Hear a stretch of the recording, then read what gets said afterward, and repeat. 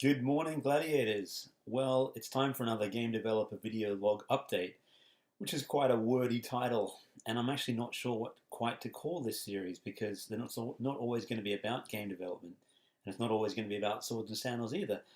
But for now, let's just go with that. The last video was quite well received, and I got a lot of good feedback. So it's clear that people want to see more from the Whiskey Barrel Studios, and I'm going to try and deliver on that. Each week or so, I'm going to try and do a different style of video. Most of the time, it'll be me talking to camera. A lot of the time, I'm going to try and get stuff up on the screen for you to have a look at. I've actually got a nice Logitech webcam on order, so I can have that running and then have the screen showing at the same time, so I can have a little picture-in-picture thing. That way, it's just not always me talking to you and you having to stare at my head the whole time. So today I want to talk a bit about the origins of the Swords and Sandals series and just how it came about. With these videos, I'm kind of riffing off the top of my head. I don't really have a script, only a vague inkling of what I'd like to talk about on the day, so forgive me if it seems a little rambling or I repeat myself. But I woke up this morning and I thought a lot of people have been asking me how did Swords and Sandals come about and where did you come up with the idea and so on. And I've written a bit about this in the past, but it's quite it's a long story really. When I was a kid, I loved playing video games that were fantasy and role-playing and that kind of thing. Most of them were text adventures. The little things where you type into a text box and it's go north, go west, get axe, open door, that kind of thing. Zork was a very popular one. This is in the early 80s, so that's sort of dating me a little bit. I can remember quite clearly getting a book called How to Program Your Own Adventure Games. And you'd open the book and you'd have a series of code instructions that you could type into your computer and then run it. And it would have a little haunted house maze and it would tell you all about here's how you create a story, here's how you put objects in your game, here's how you create puzzles and that kind of thing. And it really got me inspired to try my own. And so I had an old Commodore 64 computer, and these are the ones that had tape drives. So, actual, like a cassette tape that you'd find in, your dad's car. So when you load these up, they take sometimes 15 minutes to load a game. Now, I had a blank one of these, and I was able to type in some instructions into this and start programming my own adventure game. And so I drew on some paper a few different rooms and then translated it into the computer with the basic language. And it was very simple. It was literally, I think it was a hero trying to get into a wizard's tower to steal a crown or something quite generic like that. The hero didn't have a name, but the bad guy's name was actually Bargle. Now, Bargle, if you recall, is a recurring character in the Sword and Sandals franchise. He's a sort of meddling wizard who we're never quite sure if he's good or evil, but he appears in several of the Sword and Sandals games. I've got to confess that Bargle is actually not an original name I came up with.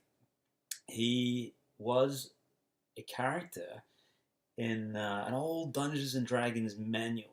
So like the old red book Dungeons and Dragons manual for very basic players had a little scenario where you were in a dungeon, much like my adventure game was, and you came across a strange wizard called Bargle, and literally he was just a name on a piece of paper, and he threw a magic missile at you, and you killed him. Roll the dice or something, and it sort of teaches you how to play Dungeons and Dragons and so on. But I always liked the name. It was quite a sort of a really generic throwaway name, but I found it quite entertaining, and so that always stuck with me. So he was actually the very first Swords and Sandals character. Now, after I'd made that little text adventure, I made another one based on a fighting fantasy book called Trial of Champions, which was set in an arena where you had various gladiators fighting and dying, and then they would send them into a dungeon underneath the arena to compete for fabulous prizes. And that was quite an inspiring moment for me, because I really was addicted to this idea of, hey, I want to find out more about the gladiators and why are they in their arena, what why are they fighting, and what's their motivation. And so that got me thinking, well, I could make my own one of those. So I sat down with the computer and then came up with a bunch of gladiators and a little combat engine, which was literally, roll the dice, hit the other character, and you lose 2 strength. You had some very basic stats, which were kind of loosely based on Dungeons and Dragons. Excuse me. Instant coffee. Loosely based on Dungeons and Dragons stats and so on. And the next character to appear in this was actually Chaos the Legionnaire. And that's a name I really just picked out of a hat, because at the time I was thinking, I want a character that's a little bit like He-Man. And I liked the idea of but I wanted him to be a bit of a bad guy. So I thought, what about Chaos or something like that? So Chaos it was. It didn't make any sense at the time. He didn't have a description or anything. He was literally Chaos the Legionnaire. Just one of the random names of characters that you would fight against. Now, I finished that game, and then I remade it a bunch of times as I got older and older, and moved from a Commodore to a PC. And it was still not called Sword and Sandals. I think it was just called Duel of Heroes, which is kind of a play on Trial of Champions, the fighting fantasy book. Still no graphics, but I had a title screen which I made in a paint program, which depicted 2 gladiators fighting. And I hope to put this up on Facebook at some point. But the characters themselves look quite a lot like the Sword and Sandals characters as they are now. That game was never finished, and I went on to make a bunch of other games, platformers, kart racing games, and so on, until in my early 20s I discovered Flash. Now, Flash is it's a bit of a bad word these days, because it's really, you don't see it around anymore for online games, and Apple did a pretty good hatchet job on that. That's a story for another video, but I still make my games in a version of Flash called Starling, which is like a graphically enhanced version that allows you to run the games on mobile or on Steam and that kind of thing. I got to admit, it's certainly long in the tooth, and so some of my games, they do look a bit dated, and I am going to be moving on to Unity probably for the next game after Pirates, but for now it serves its purpose. So, don't hate on Flash all the time, because it's got a long and storied history.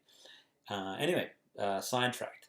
So, one day I was drawing characters in Flash, and I thought, I want to make that Gladiator game. I really do. And so I had this little animation of a knight, and I had 3 buttons, and you could attack heavy, light, and medium, and you could move backwards and forwards. And it was just very much a turn-based experience.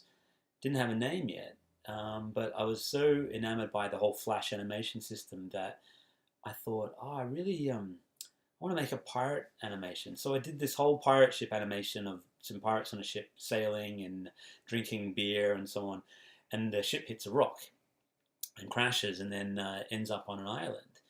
And that island became the setting for Swords and Sandals 1, which, of course, is the legendary island of Doomtrek, owned by Chaos the Legionnaire, who was the very first character I ever came up with. And from Sword and Sandals 1... so the name Sword and Sandals actually came about when I started a job for a company making Flash games. We were tasked with coming up with a bunch of interesting games, and many of them were terrible. Some of them were pretty good, and I'm actually going to show you a few in a future video.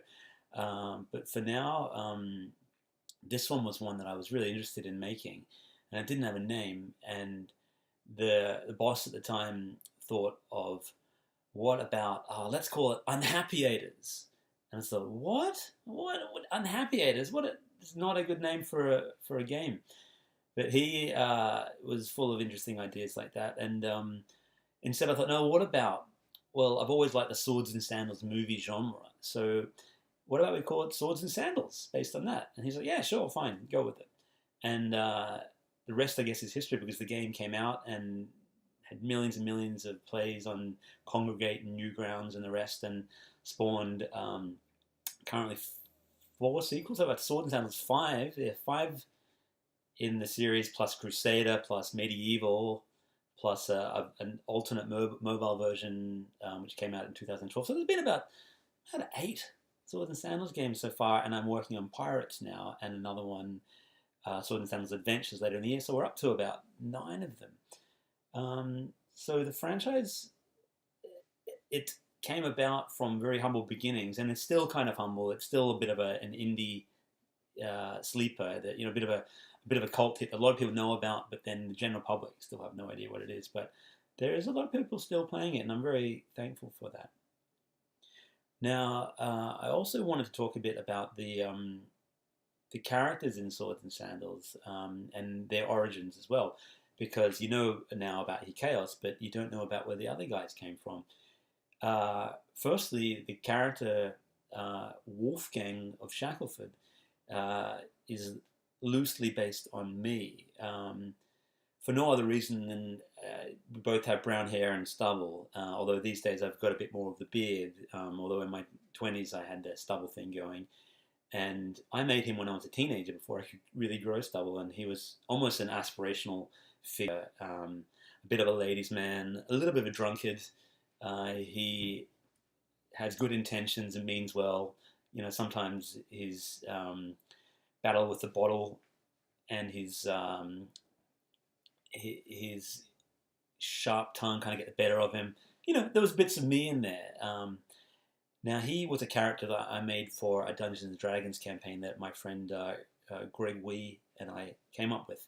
And we set this campaign in the world of Brandor, which we just came up with off the top of our heads. And I drew a map and named a bunch of places off, just pulling them out of, the deepest recesses of my mind after reading lots and lots of fantasy. And Brandor existed only in our minds for a long time. We'd actually written some novels, or half-finished teenage-style novels about the characters, and we did 2 or 3 different drafts.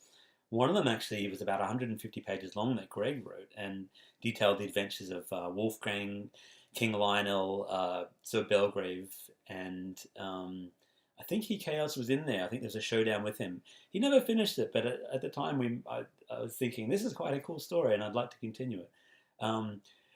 Sir Belgrave, the dour, honourable knight, is based on Greg, who was himself honourable and sometimes taciturn, but a good man, and he is credited with much of the creation of the Swords and Sandals world. And so to honour him, I keep the Belgrave character in the games. And the other character from the originals was King Lionel, who was just a generic king. He really doesn't have much of personality yet. He's just, the strong king with the big mustache, a little bit based on Hulk Hogan, a little bit based on He-Man as well. And I've started to flesh him out for a future game, and he is basically going to be a bit of an idiot, a well-meaning and but kind of simple in his outlook, and a little black and white, a little not clever with the nuances of politics. And so we can look for him in a future edition of the game. Chaos, of course, became a villain of the series, and he was also a little based on me and the bad side of me when I went a bit crazy. And so I kind of got, I'm chaotic, he's chaotic, he's chaos. And he is famous for his long nose, wild red hair, and hypnotic green eyes. And he owns a big tower in the town of Edengarth and has a legion of troops, but he's a bit of a hapless villain. All his conquests always seem to fail due to either his own incompetence as a general or the power of the Kingdom of Fate, or King Lionel and brave Sir Belgrave and Baron Wolfgang, as detailed in Crusaders, which is probably the game that's had the most of the Sword and Sandals lore in it. There's a bunch of other characters that I'm working on for Pirates, and that I've actually been writing in a book, a blog post called the Tome of Lore. I'm going to post that in the link below this video if you're interested. At the moment, Swords and Sandals really is still in my head, and I'm trying with each new version of the game to bring more life to the characters and to make it a more fleshed out world. And sometimes there's a lot of inconsistencies. For example, Emperor Antares, who's a character that many people ask about because he's quite a cool Darth Vader-like villain. People aren't sure if he's alive or dead, or if he's undead, because in some versions of the game he's a blue-skinned guy with black hair, and other versions he's got a skeleton face. So I've had to retrofit that a little bit because he originally was a skeleton, and then he wasn't, and for the purpose of Swords and Sandals Pirates, he now is a skeleton again. And the idea behind that is that he is a powerful lich lord from the evil lands of Eldor Hath, a mysterious continent to the south of Brandor. And all the citizens of Eldor Hath are these giant 7 feet tall warrior mages in a brutal society, very rarely seen in the lands of Brandor, but when they do, they are always feared. And Antares has been practicing the dark arts of necromancy to try and create eternal life for himself, and he succeeds, but in the process loses all his flesh, and in his vanity begins to search the world for a way to get his beautiful face back, and that's why he wears that helmet, because he's ashamed. And so in Pirates, Swords and Sandals Pirates, Antares actually is searching for an elixir, which he hopes to find on one of the many islands in the oceans. And that's retrofitting what his character is, because by the time Swords and Sandals 2 arrives, he has his beautiful face back, even though it's hidden under the helmet, which he's gotten used to wearing. So a lot of the time, I am making the story as I go along. I have a vague structure, but people are always pointing out to me inconsistencies. Well, it's quite a long video so far, 18 minutes. I hope you're still with me. I'm going to wrap it up soon, but what other little tidbits of Swords and Sandals lore can I share with you? John the Butcher, who was one of the arena champions from Swords and Sandals, is actually based on an old boss of mine. When I was a lazy teenager, maybe 13 or 14, I got a job at the local butcher's, and the first day I was there, I had to clean out all the meat racks and move this chopping block, huge heavy block, and I was a skinny little thing and a quite lazy thing, and I hated it to bits, and he knew that I wasn't cut out for it. So he said, "Look, this isn't working. Here's your $5. Take it and piss off." In his Australian drawl.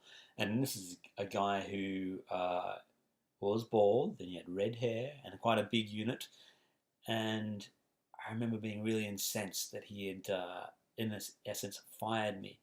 And I always vowed to get some revenge. And so, in a quite petty way, but I ended up making him the first villain in Swords and Sandals 2, John the Butcher. And I called his shop the Woolridge Meat Emporium, which, of course, the butcher was called John Woolridge. And many people, enjoyed defeating him in the arena and beating up on him. And so it was my small and, as I said, petty revenge on my first boss, who really was just doing his job. Anyway, many other arena bosses have got their own backstories, and I'll go through them in a future video if people are interested in more Sword and Sandals trivia and lore. For now, that's it. And tomorrow I'll do another video, and I promise this time I'll show you some footage from Swords and Sandals Pirates. So you won't see my face, you'll actually see the screen, and you'll see a couple of minutes of gameplay, and I'll talk you through it. All right. As always, if you're enjoying these videos, please be sure to click the like button and subscribe for more, and I'll keep bringing them to you. All right. Cheers.